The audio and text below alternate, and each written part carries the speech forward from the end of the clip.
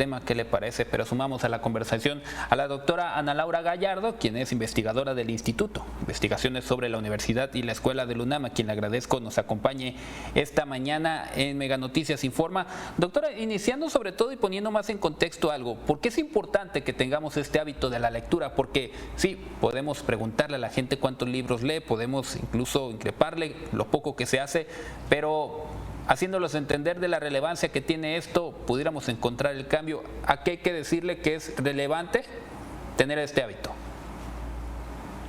Muy buenos días, muchas gracias por la invitación.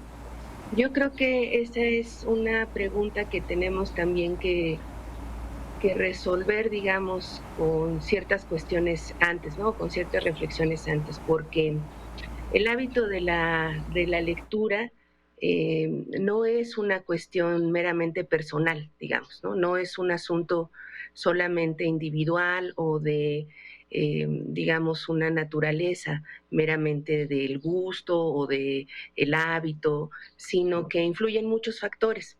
Y justo lo vemos a través de estas distintas estadísticas que el INEGI nos proporciona y que creo que justo nos invitan a buscar ciertas respuestas, creo yo que nos ubiquen más en una cuestión estructural, sistémica, que en una cuestión individual, ¿no? Entonces, creo yo que un primer elemento pues es justamente cómo se generan ciertos circuitos para entender la lectura en nuestro país. Lo veíamos en las estadísticas, ¿no?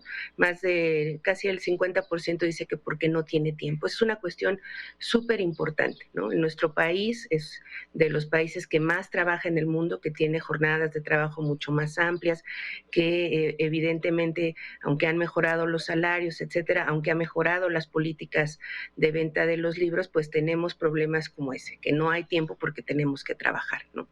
Por otro lado, tenemos la situación de los libros en sí mismo. El circuito editorial, por lo menos en México, no es flexible con sus lectores, no tiene, digamos, políticas como en otros países de libros de precio único, que entonces incentivan justamente que haya librerías en todos lados, que haya acceso a los libros de manera generalizada, ¿no? Ahora, tal vez con las políticas del Fondo de Cultura Económica se ha tratado justamente de llegar, de cubrir esos espacios, pero pues evidentemente es una tarea de muchos años. Entonces, lo que vemos es un reflejo de las condiciones estructurales, digamos, sobre la lectura.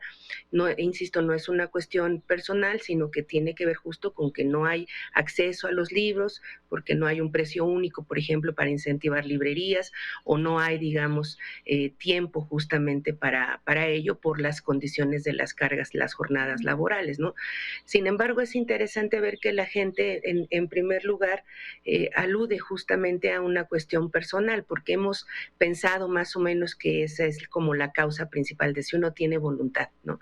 Y creo que es más bien una cuestión estructural, ¿no? Yo diferiría un poco de lo que decía el especialista en el video, ¿no? Que no tenemos hábitos, sí, hay un nivel, digamos, de la cuestión individual, pero creo que lo que hemos visto también en estas políticas, digamos, de las colecciones que son muy baratas, que son de 12 pesos.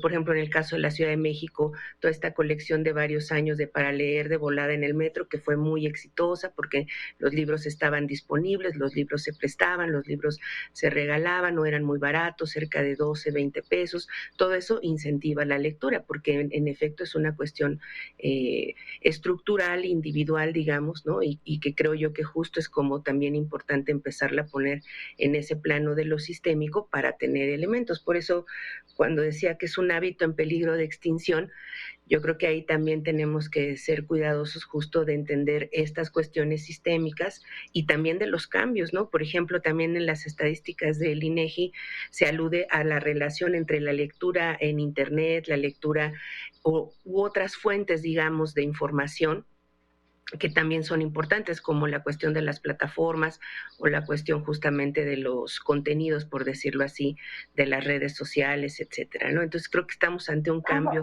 interesante de las distintas formas en las que entendíamos justamente el acopiarnos de información, que ahora no son solo la lectura, y eso también es un fenómeno importante que tenemos que reflexionar como una cuestión compleja, ¿no?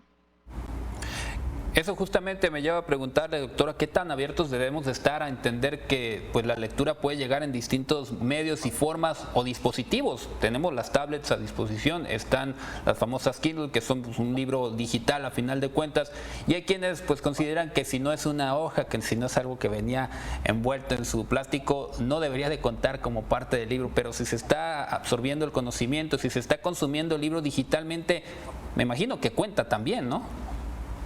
Sí, claro. Yo creo que justo lo que estamos es en este marco de la transición que yo decía, ante una ampliación, digamos, de esas posibilidades, ¿no? Y por supuesto que las plataformas digitales abren mucho estas posibilidades de llevar, por ejemplo, en un dispositivo, en una tableta, ¿no? Cerca de una biblioteca completa, cuando entonces físicamente solo puedo tener 2 o 3 libros conmigo, ¿no? Por supuesto que eso amplía muchísimo las posibilidades, nos genera una posibilidad más para leer y por supuesto que cuenta.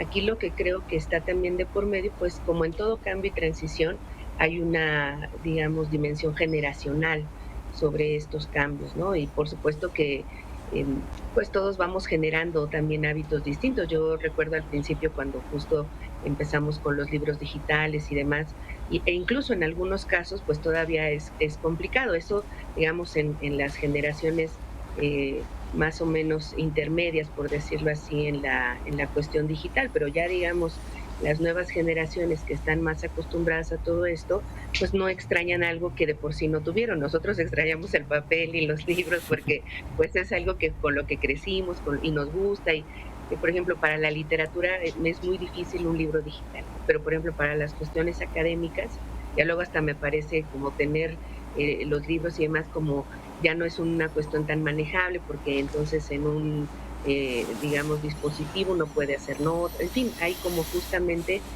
nuevas formas, digamos, de acercarnos a la lectura, nuevas formas de acercarnos, digamos, a los distintos formatos y que evidentemente pues eso también hace que se generalice mucho más el conocimiento porque de alguna manera ya no necesitamos, esto que yo decía al principio, ¿no? Sobre los costos y demás, pues siempre que ya esté en línea o que lo podemos bajar de manera gratuita, bajarlo a nuestros dispositivos, leerlos, etcétera, pues siempre es una ayuda, ¿no? Yo, a manera nomás de anécdota sobre esto, yo recuerdo ya hace algunos años, unos 10 años, pues empezó, digamos, esta transición en mi caso.